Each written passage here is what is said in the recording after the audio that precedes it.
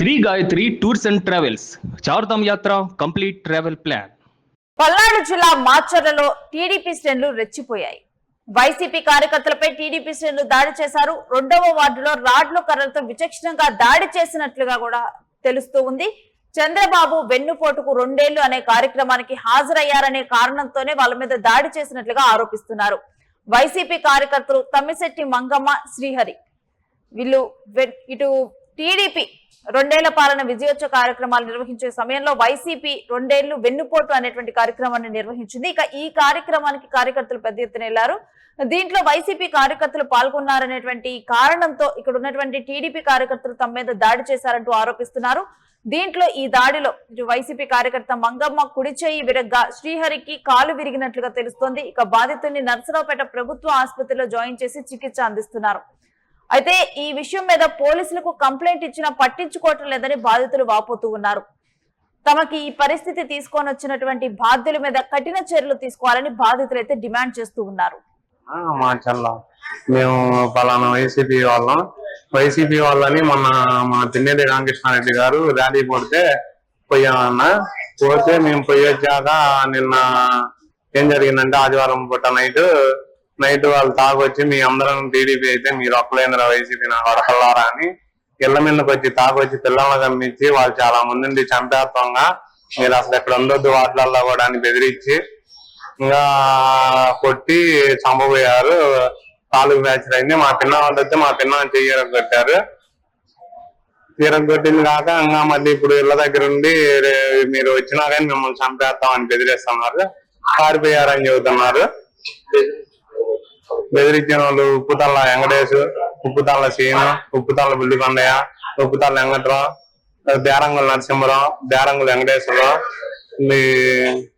ఈ ఉప్పుతల్ల ఎర్రలంకమ్మ ఇంకా చాలా మంది ఉన్నారు సార్. అక్కడ వాళ్ళ అమ్మట వచ్చిన వాళ్ళు కూడా వాళ్ళు చాలా మంది వచ్చి బెదిరిస్తున్నారు. అదేంటంటే చంపుతామని మమ్మల్ని బెదిరిస్తున్నాం సార్ అని కంప్లైంట్ మేము అక్కడ గవర్నమెంట్ హాస్పిటల్కి వెళ్తే గవర్నమెంట్ హాస్పిటల్ నుంచి కాలుకాను చేతికి బ్యాచ్లు అయితే ఇక్కడికి రాశాను సార్. ఇక్కడికి వచ్చి నేలక ఈ పళ్ళు ఇవన్నీ ఉన్నాయి సార్.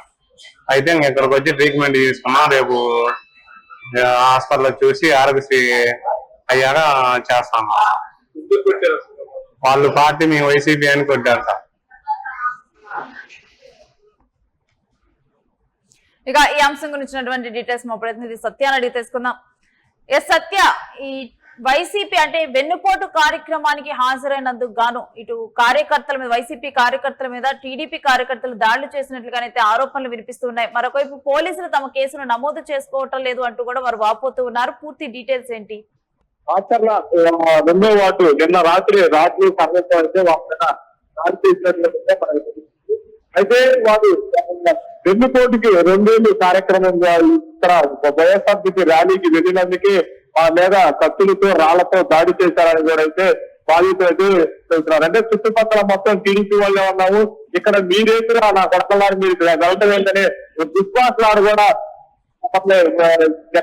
ఎలా పడితే చాలా తిట్టారు. మమ్మల్ని పిల్లలతో సహా మొత్తాన్ని రాళ్లతో రాడ్లతో అయితే దాడి చేయటం అయితే చాలా దారుణం కూడా అయితే చెప్తున్నారు. అయితే వారు తీవ్ర గాయాలు పాల్తో మాచర్ల ప్రభుత్వ ఆసుపత్రిలో జాయిన్ అయితే అక్కడికి ఇలాంటి వైద్యం అంటే అక్కడ సరైన సౌకర్యాలు లేకపోవడం వల్ల మెరుగైన వైద్యం కోసం నర్సరావుపేట ప్రభుత్వ ఆసుపత్రికి అయితే తరలించడం జరిగింది.